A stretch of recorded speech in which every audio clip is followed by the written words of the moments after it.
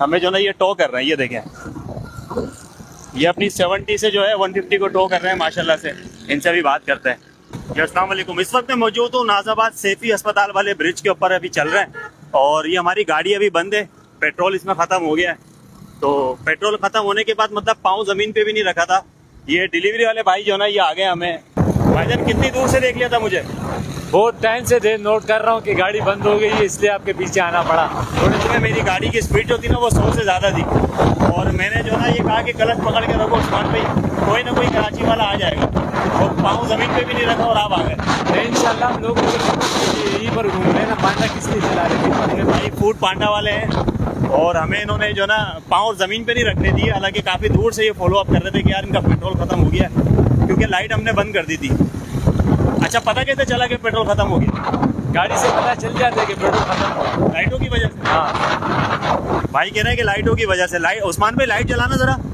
ये इसकी लाइट असल में बड़ी लगी हुई है ना, ये लाइट बंद हुई तो ये भाई समझ गया, फ़ौरन आ गया हमारे पास। भाईजान एक बार फिर से शुक्रिया। पंप कहाँ पड़ेगा मुझे?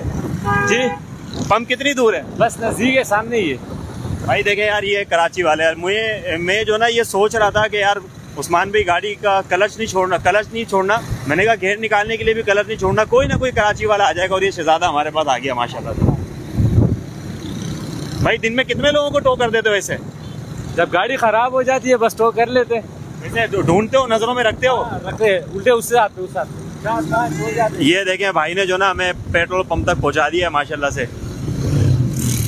बहुत शुक्रिया भाईजान एक बार फिर से यार। रैंडमली ये कराची वालों की पहचान है, यकीन करें यार, ये जहाँ मिल जाते हैं। ओए क्या नाम है, मदद करना चाहिए ना सबकी, खाली एक की नहीं। ये बताएं डिलीवरी हो गई, जा रहे देने के लिए? है जी, बहुत शुक्रिया भाई। अल्हम्दुलिल्लाह पेट्रोल डलवा लिया है। अल्लाह ताला इस भाई को जज़ाए खैर अता फरमाए। उस्मान भाई एक बात नहीं समझ आ रही यार, इसको पता कैसे चला होगा कि हमारा पेट्रोल जो ना वो ख़त्म हो गया? जब हमारी बाइक रुकी है तो इसकी लाइट बंद हो गई थी ना, इसकी बैक लाइट जल रही है। जब तो गाड़ी बंद हुई है ऑटोमेटिक बैक लाइट भी बंद हो गई थी हमारी।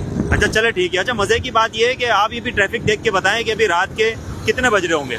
ये आप ट्रैफिक देखें, ये माशाल्लाह ये नाजाबाद की सड़कों पर इस वक्त जो है ना बड़ी रौनक है।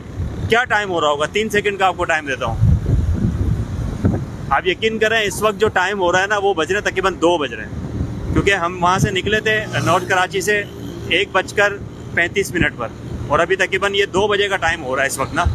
और रात की 2 बजे कराची की रौनकें देखें माशाल्लाह। ये सड़कों पर ट्रैफिक है, BRT बंद है, वरना ये भी चल रही होती है, अभी ये बंद हो गई है।